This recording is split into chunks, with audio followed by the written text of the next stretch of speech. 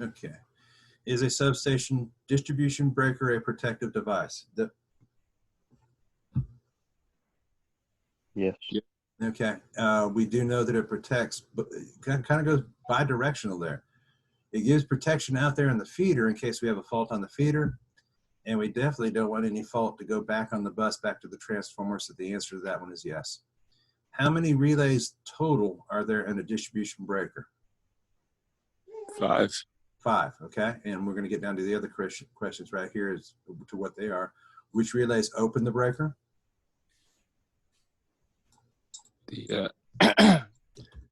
The 3 primaries and the relay.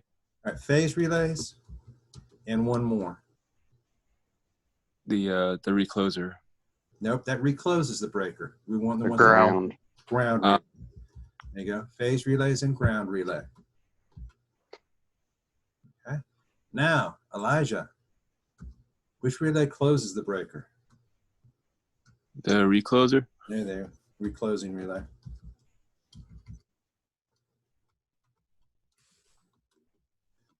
Okay. Who could give me a good idea of what, back up here, kind of a definition here of what breaker lockout is?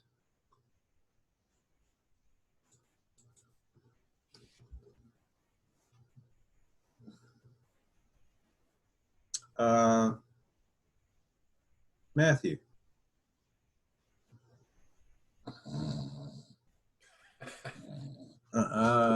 What'd you say? Can you give me a definition of breaker lockout? Breaker lockout. Yeah, what is it? Ooh. Put me in, coach. Hold on. Yeah, I'll put you in. Go ahead. That's what's up. Lesnick. John Lesnick. When it goes through all its operations and stays open. Please. All operations and will not reclose. Excellent. Completes all operations and will not reclose. All right. This one kind of gets students sometimes, and it's so we'll emphasize 2 different phase or ground. Now I'm going to underline operations, not faults. What are the 2 different types of operations? Instantaneous and time? Yeah, instantaneous.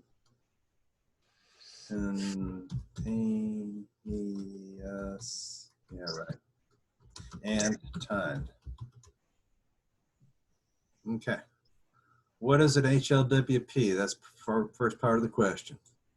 Hotline work permit. Hotline work permit, and which relay in the breaker is disabled to get the hotline work permit? Reclosing? Recloser. Right. We don't want it to reclose. Closing relay. All right. Brief definition here of what you think a reclosure does. First, does it have to detect a fault? Yes. Detects a fault, so it sees a fault. Then what does it do? Goes into an instantaneous operation. Depends on what kind of reclosure you have.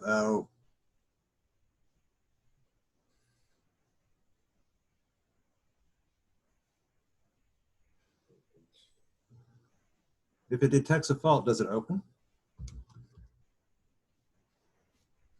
Yes. Okay, and then what? Recloses. Recloses. Okay.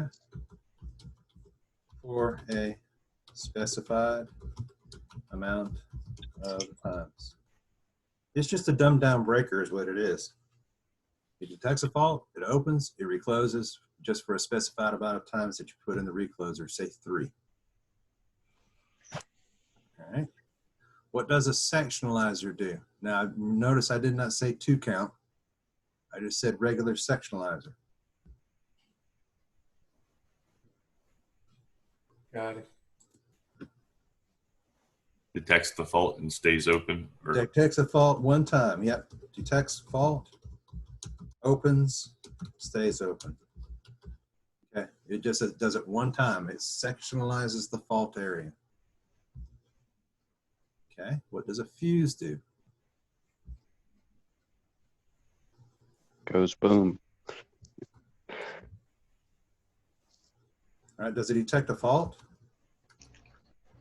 Yes, sir. Yeah, if fault goes through it, detects a fault. Hmm. Then what? It blows. Blows. There you go. Overloaded, it blows. Blows and isolates. Blows and isolates. All right. What makes a switch load make, load break? So what do I have to have on my switch to make it a load make, load break type switch? Initial contact. That's going to be not breaking load. Initial contact and breaking contact is not a load make or load break situation. But there has to be something on my switch for it to be able to make or break load. What would that be? An SF6 canister. The SF6 one is one. How any others? Okay, we'll just be all encompassing here. Arc and arc extinguishing device. Okay, we'll just include them all. It's got to have some kind of arc extinguishing device, a bottle, SF6, like I think that was Whittington that said that, bottle on it or something of that nature to be able to extinguish the arc or pick the arc back up when you close it. Now, I think it was Willison. What does a static whip do? That was to make initial contact. Yeah, makes, breaks, initial contact, not load, make, or break.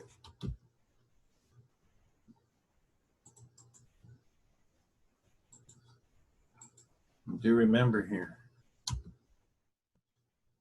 in my load, make, load, break switch, I'm going to have static whips on that one too.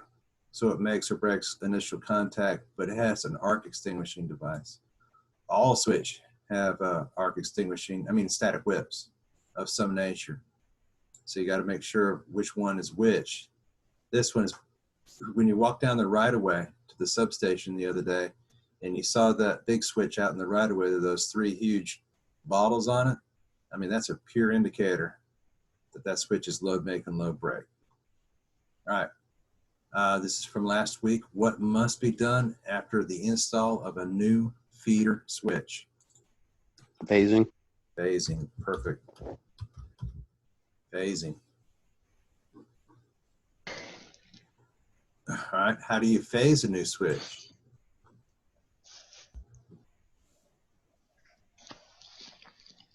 What kind of sticks are we going to need?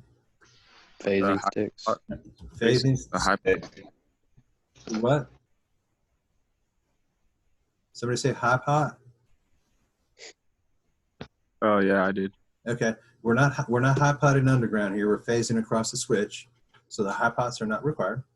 So we're going to take our phasing sticks, and then what? Test the high side and the low side of the switch. Well, if you want to, because our switch might be vertically mounted or horizontally mounted, whichever condition your switch is. Put sticks across the open point.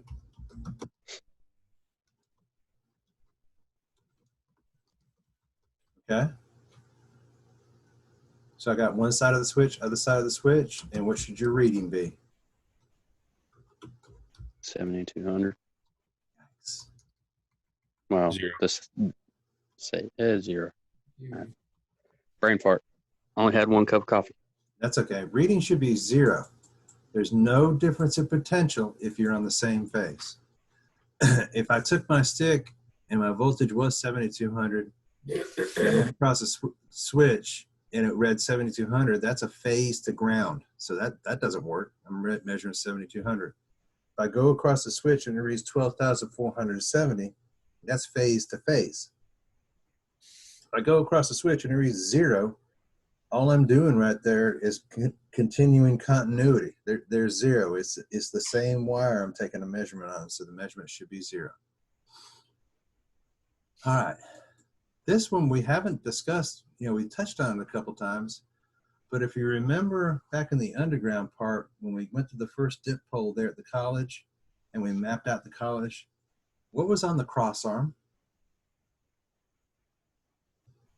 How did we know the difference between A, B, and C phases?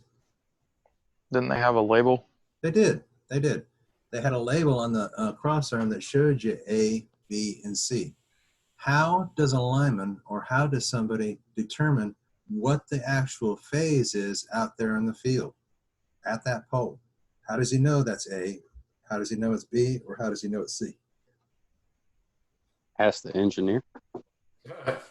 The engineer doesn't even know the pole exists. He just drew it up on a map. Now guys, I want you to put your thinking caps up on this one. Am I going to have to somehow determine the voltage on the primary? Yes. Okay, so I'm going to need my phasing sticks again, right? Okay. All right, so I'm going to take my phasing stick and put it on one primary conductor, phase to ground.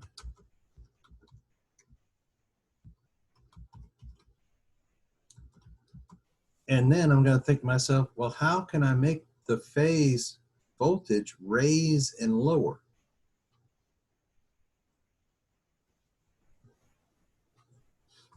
Think a little bit.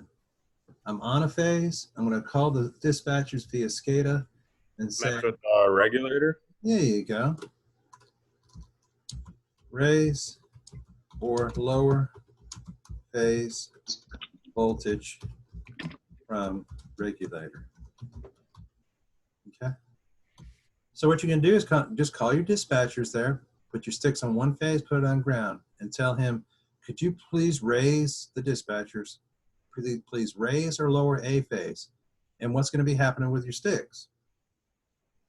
Numbers going to start jumping. Yeah, hopefully they do. Now you might be on the wrong phase. You might start raising or lowering A phase, and your sticks are just going to constantly read 7.2. Well, what do you tell them then? Go to B.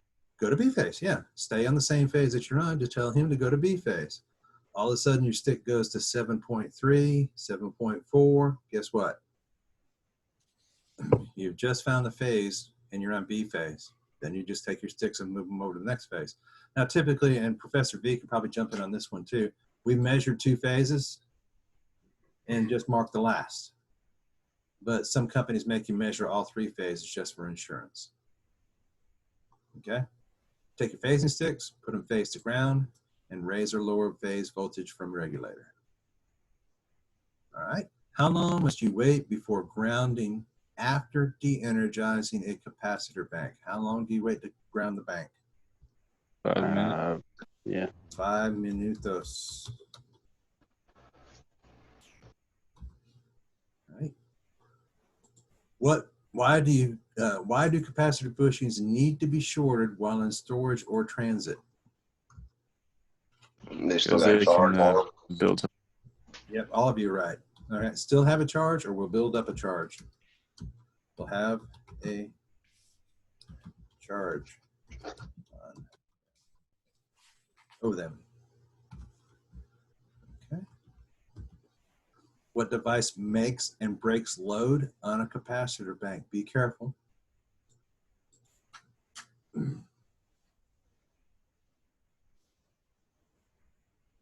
Trace it out from the primary. So I've got my primary feeder. I go through a high side riser into a cutout switch. I go from a cutout switch into a vacuum bottle. Then I go into a vacuum bottle into the capacitor bank. What one of those devices makes and breaks load? The vacuum bottle. There you go. Vacuum, however you spell it. V-O-T-T-L-E. The vacuum bottle. All right, what system opens and closes capacitors that operate automatically? What communication system? SCADA. SCADA. All right, true or false? Capacitor banks are usually located close to three-phase loads. True. True. Okay.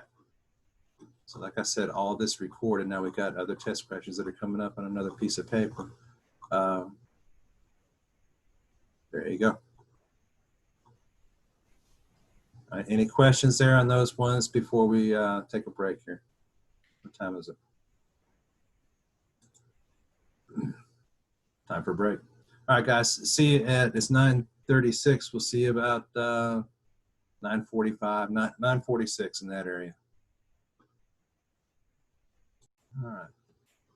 So some of these are duplicates in here. I've got them marked red, and some of them are new ones. So we're just going to stack them all into one test. What are the 5 protected devices for overhead and underground circuits? So do you remember what the protected devices are?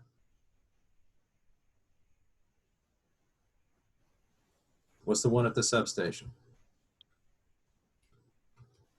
The ACI. ACI, okay. What else is there at the substation? The switch. Breaker. Okay, these are protected devices. All right, what else?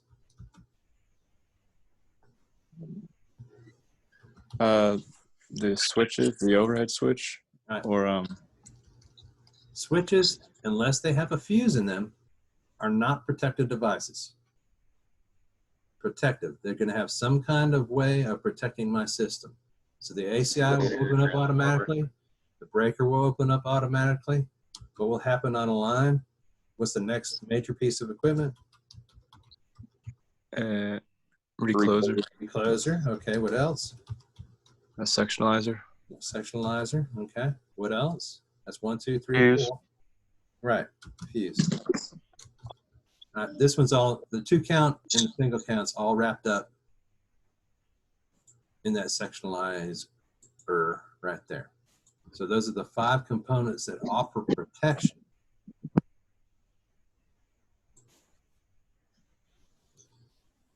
All right, what are the 4 dominant interruption mediums? Well, what do I mean by interruption mediums? Interrupt as in it interrupts the circuit. Right, well, what am I using as far as extinguishing the arc? Oh, The SF6 gas. SF6. What do I use in a capacitor bag? Vacuum. What do I use in circuit breakers at the substation? Relay. Oil. Oil, right? Oil's in the circuit breaker. There's one other one out there that, is kind of, we use it, but not really supposed to use it, but it does break arc. When you open the switch real fast, say that cutout switch that we have a transformer pole, how does the arc go out? The air. Yeah, the air, okay? Air brake. All right, we know which relay opens a breaker. All right, can you work on the substation transformer with only the ACI open? What must be present? So I'm going to either answer this yes or no. No. No. What do you need?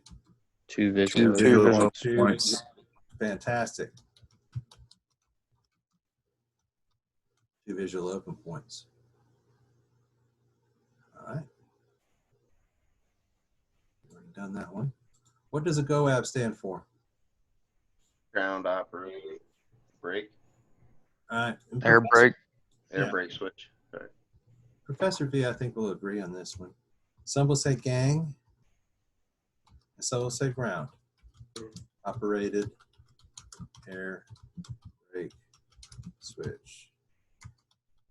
Okay, either one will be fine. If you use gang or ground in that answer, that'll be fine. All right. Ooh, wow. What are 3 types of transformers? Potential transformer, All right. current transformer, Potential. current. You actually have The two reg- more. You have two more to choose from. Step up or step down. Step up or step down. Okay, step up is an answer. Step down is an answer, and you have one more after that. Substation transformer. Substation transformer is a step down transformer already. Step up. Aye. Step down. What do we call a voltage regulator? Automatic. Auto transformer. So I'm asking for 3. You actually have 1, 2, 3, 4 to choose from. All right. I think we got that one in the other test, didn't we, Professor V? Correct. Stat equipment, okay. All right. What does ACI stand for? Automatic current interrupter. Or is it current? You got the A and the I right. Circuit. Circuit. There you go. Automatic circuit interrupter. All right. What is the function of a current transformer?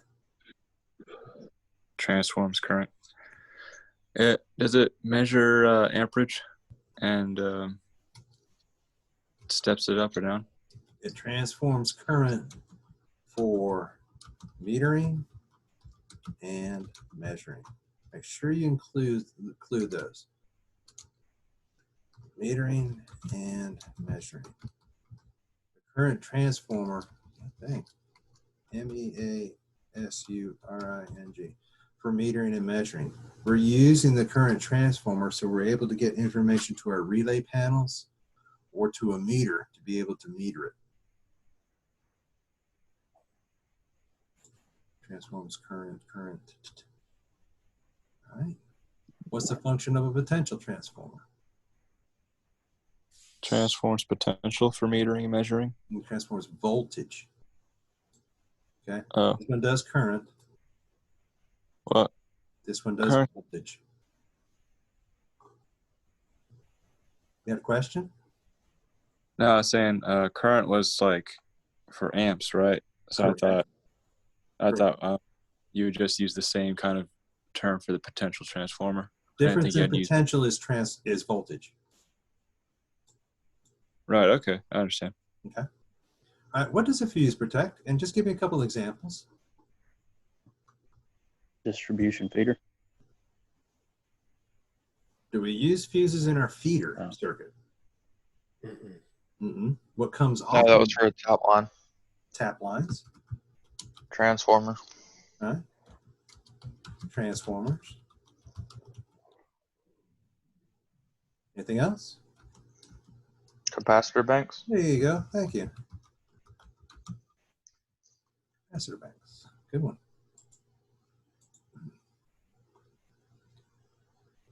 What does the ACI protect? I mean, what's its purpose? What is it trying to protect?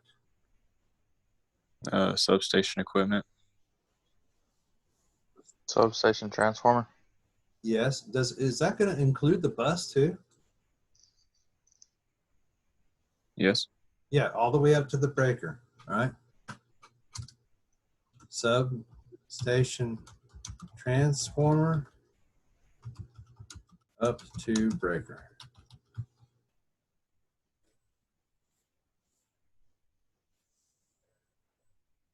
All right, name 3 types of bus. Wow, this comes from way back, doesn't it? All right, if I have a round pipe that I'm using for bus, do you know what that's called?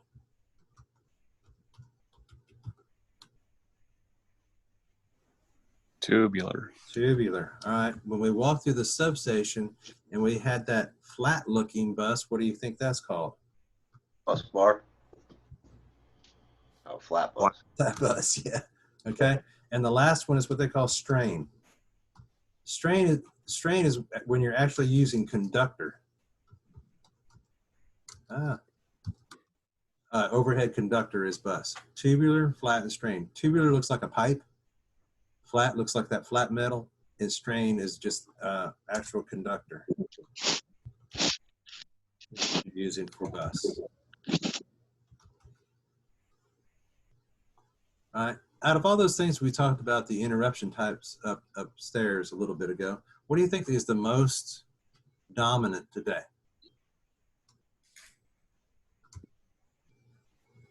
What? What? My bad. You're okay.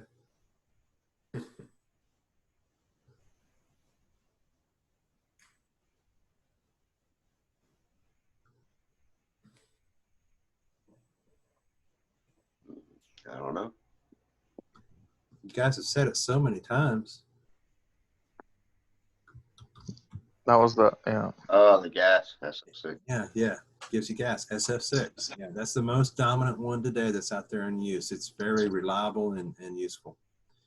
Can you break load with a bus line side disconnect?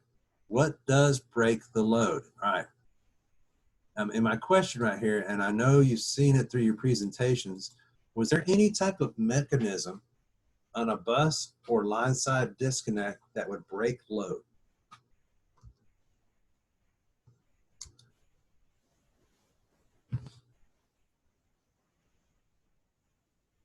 Did you see anything on those bus or line side disconnects as far as a piece or part that would break load? No. Not unless it's inside the box. No, there's nothing on the disconnect that'll do it. All right. What will break load so you're able to open the bus or line disconnects?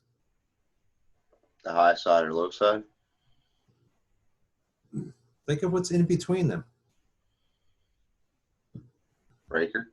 Yeah. Okay, the breaker itself, if the breaker's in between the bus and line side disconnects, obviously you cannot open those under load. If you need to drop the load, you just open the breaker up. Well, we have a lot of questions here, don't we? A lot. All right. I think, Robbie, have we done the fuse saving scheme, fuse blowing scheme? No, not on the test. We haven't. All That right. was on the test. Yeah, I thought it was. Oh, was it? Yeah, I remember. Okay. All right, give me one instance when only the ground relay trips. Now the answer's already here.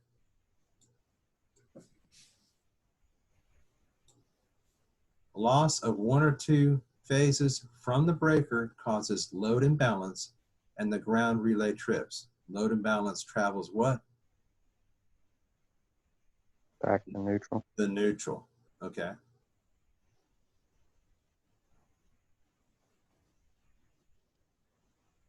right, that one we've already done. Okay. Robbie, I don't know if you're keeping track here, and we can count them up later. How many questions is that? If you don't have that, don't worry about it.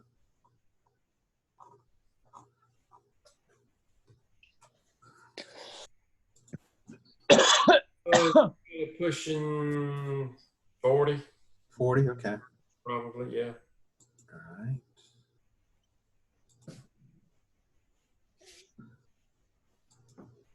Stinky baby. Stinky baby. Stinky baby. And test 3.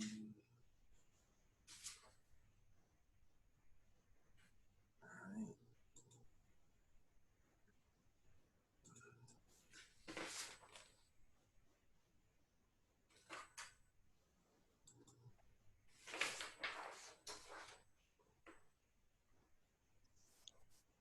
Okay.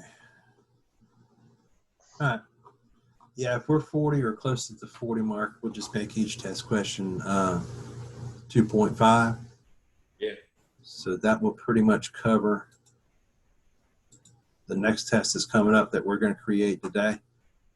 Any questions there, gentlemen, as far as what you've seen this morning or what's going to be happening this afternoon?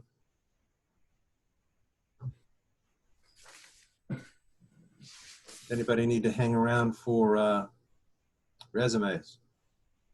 Yeah. It's, I'm gonna hang for a second just because I just want to talk to y'all for a second. Sure, no problem. same. All right. That's the review for the test, and Professor V and I will have that out this afternoon. We'll send you a notification on remind for that test. We're going to watch the weather closely and determine what we're going to do tomorrow morning. Now, I'm sure the field's going to be underwater. Yeah. But we'll keep you updated and remind of what's going on, okay? Easy enough.